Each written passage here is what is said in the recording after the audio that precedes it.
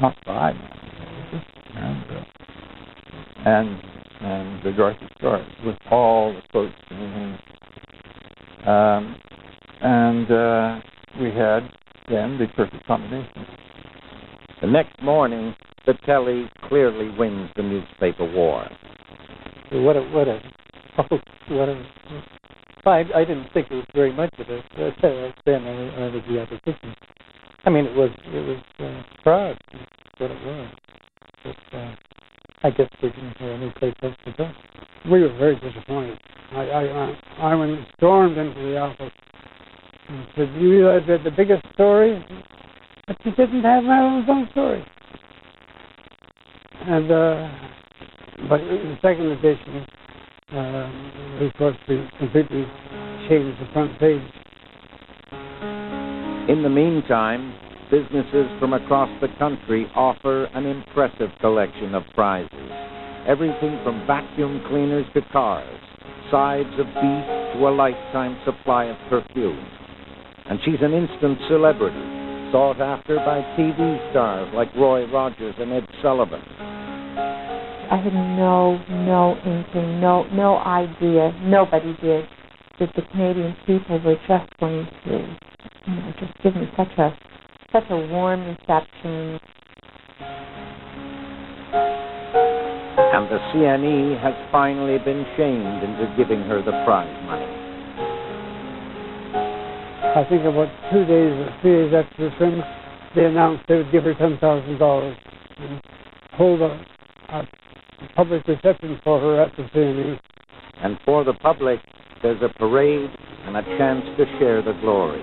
Oh, there were thousands of people, and ticker tape, and horses, and the provincial police on horseback, and the Canadian Mounties on horseback, and bands, and oh my golly, it was wonderful, unbelievable. And it still isn't over.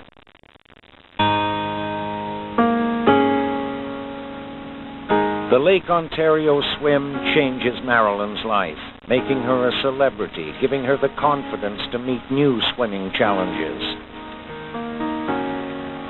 A year after the Lake Ontario swim, she conquers the English Channel. And a year after that, she tries to swim the Straits of Juan de Fuca, unsuccessfully. I always thought when I was swimming there was a winning attitude and a loser attitude. I listened to what the loser was saying, and the loser was telling me I was cold and it was a long way to go, and did I need this? I could go home and take a bath. And then I had very good opportunity to finish because the conditions were wonderful, but I gave up. On her second attempt, she is triumphant, and it turns out to be the most important swim of her life. Once I conquered Juan de Fuca, I knew that I could leave swimming knowing that I had done everything that I wanted to do. I had finally been successful. And I guess for me, Juan de Fuca was more successful than the English Channel or Lake Ontario because I won the battle with me. Now it's time to get on with the rest of her life. I was secretly in love. I had met Joe DeLassio at the Atlantic City Swim. He was the lifeguard.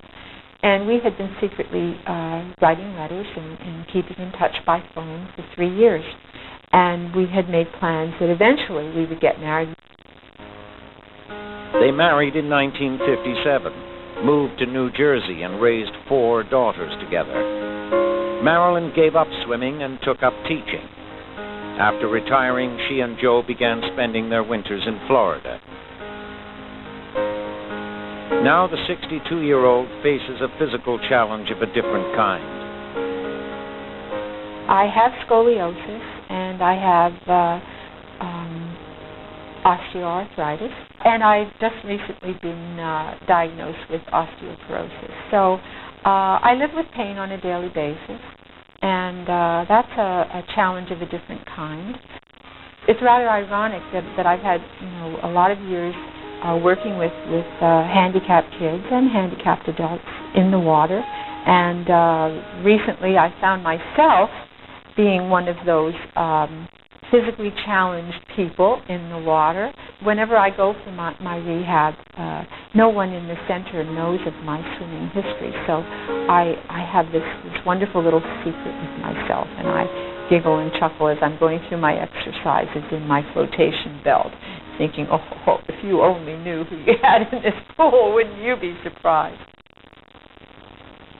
Back in Toronto, a whole generation still remembers Marilyn and that swim.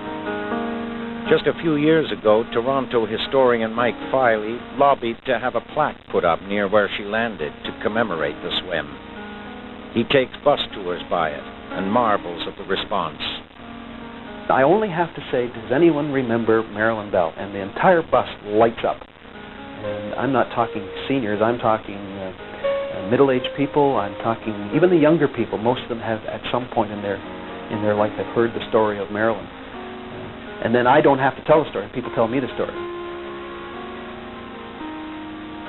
Since Bell's swim of Lake Ontario, many have conquered it, including Cindy Nicholas, Vicki Keith, and Cliff Lumsden's daughter Kim.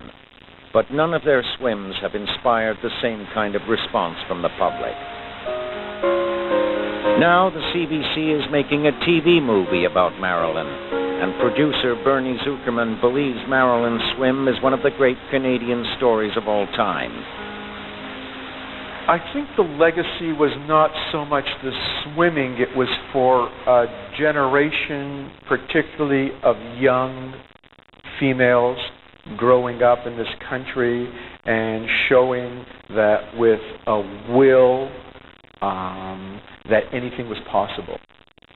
It was like a daunting task. I mean, this is like a monstrous lake, and, cold, full of eels, and you look at this winsome sort of thin little sort of girl, and you can't sort of put that together. And that's what was so extraordinary to the public.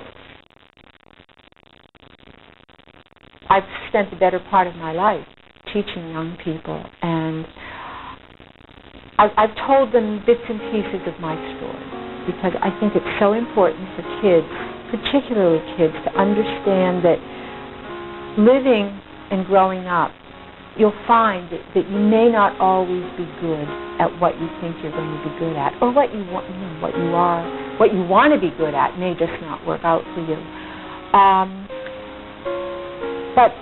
But that's okay as long as you don't give up on yourself and you keep looking, because somewhere there's something for everybody.